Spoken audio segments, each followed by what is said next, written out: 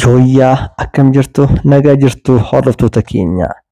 Waraanni bilisummaa Oromoo ibsa miidiyaa BBC Afaan Oromootiif kenneen waamicha nagaa uummata Shawaa Kaabaa fi himannaa manneen barnoota Shawaa Kaabaa keessatti gubataniif deebii kenne. Tibba kana jiraattonni godina Shawaa Kaabaa bakka adda addaa rakkoo nageenyaan dararamu himanii nagaan akka bu'uuf gaafachuuf hiriira bahaa jiru.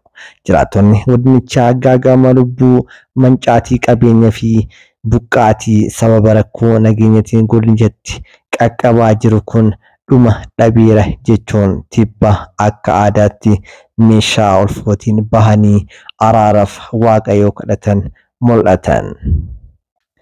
Godinni Shawaa Kaabaa waggoota muraasaas bakka hidhattoonni waraana bilisummaa Oromoo yookaan WBO'n hedduminaan keessa socho'an keessaa tokko. WBO fi mootummaan dhibdee yookaan rakkina uummata godinichaa fi godinaalee kan hedduu keessa jiraatu dararaa jiru kana mariin xumuruuf marsaa lamaan yaaliin godhame hin milkoofne. Erga mariin Taanzaaniyaa inni lammataa raawwatee booda milkaa'uu dhabuu isaatti qaamni lameenuu quba walitti qaba.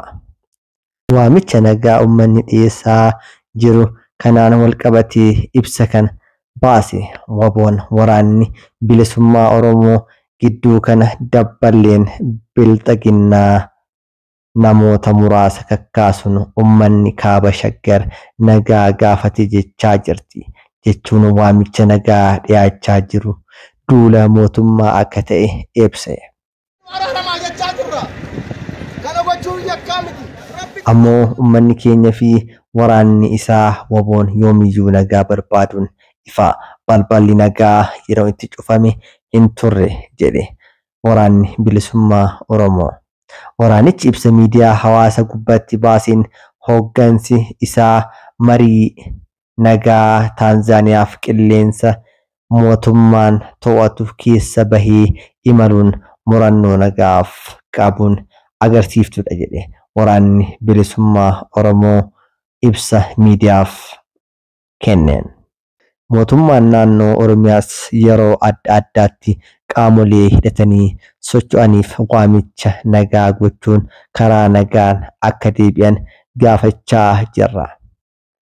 Hidhattoonni waamicha kana fudhatanii daandii nagaatti deebi'aa akka jiranis ibsa. Ministeerri muummee Itoophiyaa Abiy Ahmed mootummaan isaanii hidhattoota fannoo naannoo Amaaraa keessa socho'anii fi WBO yookaan waraana bilisummaa Oromoo waliin nagaa buusuuf tattaaffii gochaa akka jiru himanii kan rakkoo itti ta'e hidhattoonni kun garii adda addaa qabaachuu akka ta'e ibsan. Hooggansa garaagaraa qabaachuun mariin nagaa akka hin milkoofne danqaa uumuu muummichi ministeera Itoophiyaa Abiy miseensota paarlaamaatti himaniiru. WBO'n ibsa kanaan mootummaan murannoo hin qabu jechuun deebisee himate.